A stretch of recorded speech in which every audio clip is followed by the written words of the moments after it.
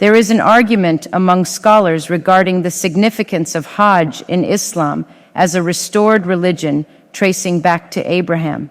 It is posited that Ishmael was exiled as a young child well before the birth of Isaac, and that Ishmael, rather than Isaac, was the intended sacrifice.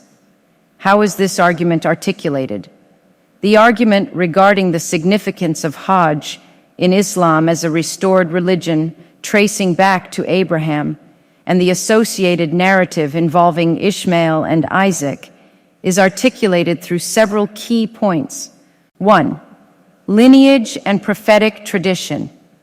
In Islamic tradition, Hajj is deeply connected to the figure of Abraham, Ibrahim.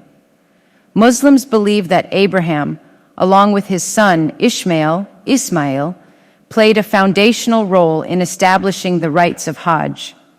The Kaaba, the central structure around which Hajj is performed, is believed to have been built by Abraham and Ishmael. 2. The story of Ishmael and Isaac. Exile of Ishmael. According to Islamic narratives, long before Isaac was born, Ishmael and his mother Hagar were settled by Abraham in the desert of Mecca, which is where the Zamzam well miraculously appeared to sustain both of Hagar and her infant son Ishmael. This event is commemorated during the Hajj. The sacrifice. Islamic tradition holds that it was Ishmael, not Isaac, who was the intended sacrifice.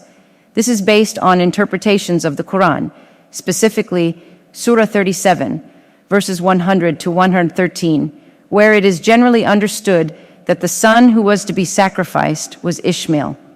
According to the sequence of events in the Quran, the promise of Isaac's birth comes after the story of sacrifice, indicating that Ishmael is the son in question.